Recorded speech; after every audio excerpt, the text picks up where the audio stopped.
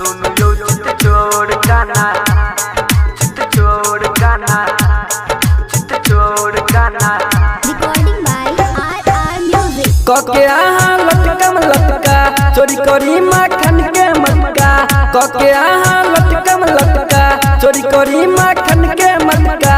मैया यशोदा से कके बहाना सुनु यो चित चोर गाना, सुनु यो चित चोर गाना, सुनु यो चित चोर गाना, सुनु यो चित चोर गाना। कके आहा लटकम लटका चोरी करी माखन के मटका। मैया यशोदा से कके बहाना सुनु यो चित चोर गाना, सुनु यो चित चोर गाना, सुनु यो चित चोर गाना, सुनु यो चित चोर गाना। सुन यो चित चोर गाना, गाना, गाना। सुन यो चित चोर गाना, चित चोर गाना। आहा छियो बहुते नटखट तोर चिमटकी जाके पनघट। आहा छियो बहुते नटखट तोर चिमटकी जाके पनघट।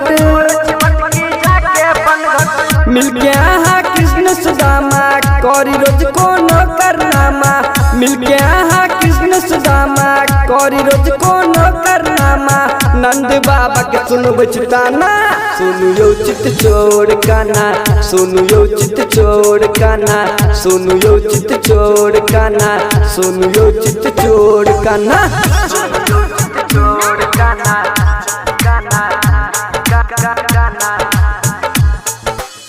सुन यो चित चोर गाना, चित चोर गाना। Recording by RR Music. रहत न राधा आहा बिन कहैया संगम स्वाचीन। रहत न राधा आहा बिन कहैया संगम स्वाचीन। इहे अदा पर आहा के गाना भगल सब छलिया दीवाना। इहे अदा पर आहा के गाना भगल सब छलिया दीवाना। संगे संगे पूरा जवाना सुनु यो चित चोर गाना, सुनु यो चित चोर गाना, सुनु यो चित चोर गाना, सुनु यो चित चोर गाना।